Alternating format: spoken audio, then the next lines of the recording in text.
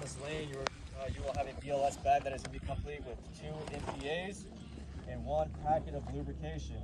All right. During these tasks, you'll be using this. You'll be using these throughout your task today. All right. We're going into the performance measures of step 1, which is going to be approach this cow seat, and you're going to check the response of how it's going to look. It's going to be like this. Hey, are you okay? The grader will then state that cow seat is unresponsive. You'll then direct a specific bystander to call for medical professional, and you'll direct another bystander to get you an AED.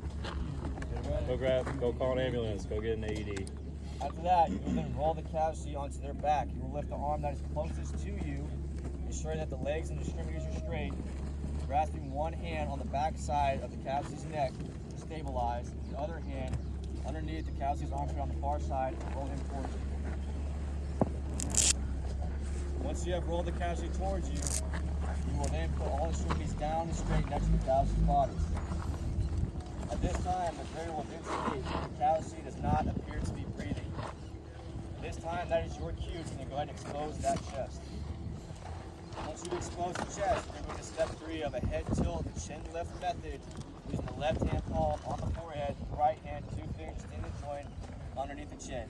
Head tilt chin lift, monitoring that respiration for 15 seconds. Look, listen, feel for 15 seconds. At this time, the grader will state that the cow seat is not breathing. So your key is your BLS, and then grab your MPA, measure it from the nostril to the earlobe.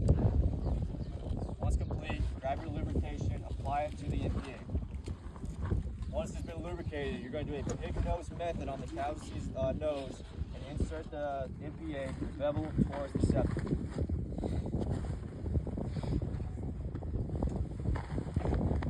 Alright, once bevel is towards the septum and it's been inserted fully, you will then repeat step 4, which is checking respirations for 15 seconds. Look, listen, feel for 15 seconds.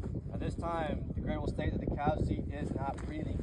This is your cue to move into step 6 of giving a breath with 1 second in between each breath while looking down at the rise and fall of the chest. 1 second. 1 second. At this time, the grader will state that the chest did not rise. That is your cue to then rise the head of the cow seat further back and repeat those 2 breaths. 1 second. 1 second. At this time, the grader will state that the chest did not rise. This is now your cue to move into compressions of the casualty. You're going to locate that nipple line, putting palm into the breastbone of the casualty with the other one on top, and depressing about 1.5 inches to the sternum for 30 compressions, followed by 2 breaths. 1, 2, 3, 4, 5, 30. While you're doing your breaths, you're going to be looking into the casualty's mouth for any type of object. At this time, the grader will state that you see an object in the casualty's mouth. You'll then slightly turn that head towards you with 1 finger, fish hook method, to retrieve the object from the casualty's mouth. After that's been completed, you will then repeat steps 3, 4, and 6, which is head tilt, chin lift, monitor breaths for 15 seconds. Look, listen, feel 15 seconds. 1. 1. At this time, the grader will state that you see the rise and fall of the chest with your breath, but the cavity is still not breathing. From here, that is your cue. 2 fingers extended and joined on the closest side near you to check for pulse for 5 to 10 seconds. If you reach across at any point in time to check pulse on this casualty, you will be a no-go. 5 to 10 seconds has elapsed. The grader will then state that you do not feel a pulse. Do not feel a pulse is your cue to then move into CPR. Again, 30 compressions, 2 breaths. 1, 2, 3, 4, 5, 30. Look. For one properly performed cycle of CPR, you will then be given the grader will then state that 2 minutes has elapsed. From there, that is your cue to reassess a casualty by checking the pulse for 3 to 5 seconds. 3 to 5 seconds. At this time, the grader will state that you feel a pulse. You will then check the breathing for 3 to 5 seconds. 3 to 5 seconds. At this time, the grader will state that the casualty is not breathing. From here, you will move into your rescue breaths, which consists of 1 breath every 5 to 6 seconds. 1, 2, 3, 4, 5. 1, 2, 3, 4, 5. At this time, the grader will state that 2 minutes has elapsed. From here, this is your cue to go ahead and reassess that pulse for 3 to 5 seconds, immediately followed by checking the breath for 3 to 5 seconds. 1, 2, 3, 4, 5. At this time, the grader will state that the casualty is conscious and breathing. We are now good to go ahead and close up his chest with his outer garments.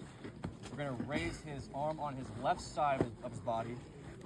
We're gonna bend the knee that is closest to us on that right leg. And we're gonna roll that callus while stabilizing the neck onto his left side. Once we are there, we're gonna take that right arm that is closest to us and place it underneath the callus's shin. From here, as a candidate, you will state that you will continue to monitor the callus's conditions, and if his conditions deteriorate, that you will continue CPR until his breathing and pulse returns, you're relieved by a medical professional, or you're physically unable to continue. After you've said those 3 things, you're now a go at this station. Do I have any questions? Are we actually performing the 30, or do we say we're doing 30? You will do 1, 2, 3, 30. Okay. Right, so for this, biggest thing that's gonna get you a no-go is your head tilt chin lift, right? So 2 fingers, your hand, the palm of your hand is on the callus's forehead. If it is on top, on the side, you'll be a